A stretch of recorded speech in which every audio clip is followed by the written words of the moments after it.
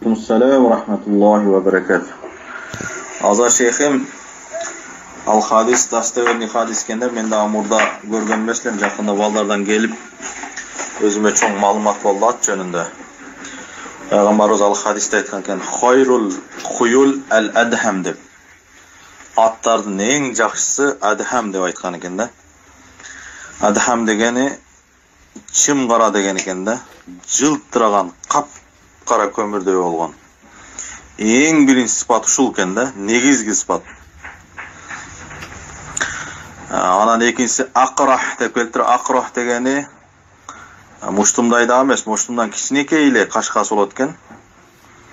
Ошо куруттай, жаңактай эле, же андан кичине чоңураак ашып кетсе. Экинчиси арсам дегени ошо мурдудагы эриндери дагы ак болот экен. Үчүнчүсү. Төртүнчүсү al-muhajjal деп келтир. Muhajjal деген арканкы эң буту, эки буту анан аттан ар жагы ак. Ак болуп тизесине чейин эмес, ылдыйрактан ак. Бешинчиси алдыңкы оң буту толкул ямин дептир. Өзүнүн өңүндөй дептир да. Эми ушул берки сыпаттары буга кошумча аналыгы атты көркүнө чыгара турган немелери да, белгилери. Негизгиси аттын кара болгону экен да. Адхам деген эң негизги экен хадисте. Андан кийин ага да кошумча аттын алыгы жакшы болуштугуна, фазилетинин артыкчылыгынын көбөйүштүгүнө жанакы белгилери кошулуп кетет экен. Кашкасы, мурдундагы кашкасы, бутунун агы, үч бутунун анан алдыңкы оң бутунун өзүнүн светиндей болуштугу.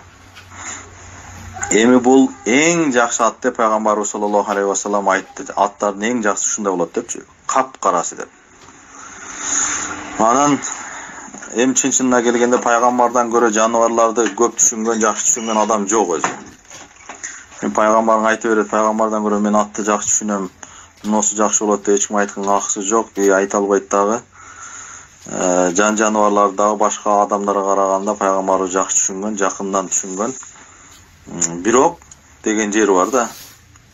Бирок деген бул хадистен ал карадан башка ат жакшы эмес деген сөз чыкпайт бу жерден.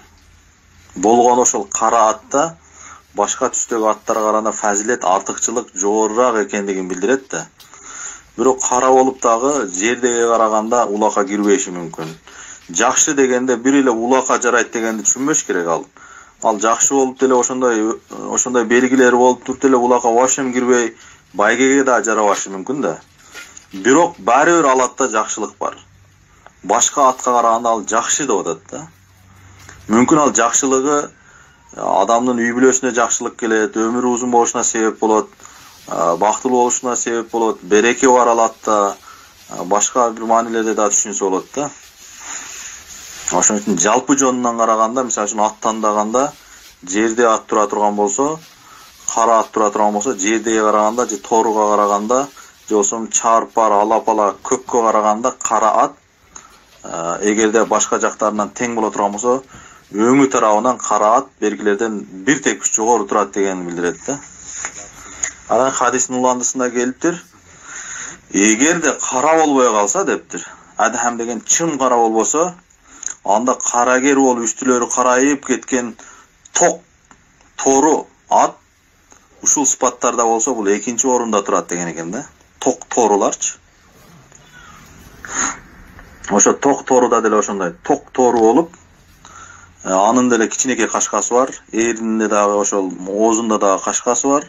Буттары үч буту ак. Алдыңкы ошо оң жагындагы буту өзүнүн ошол тору светинде болсо, бул экинчи местеде турат экен да.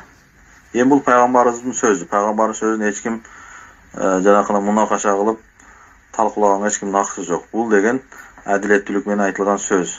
Мындан башка аттар начар деген сөз чыкпайт.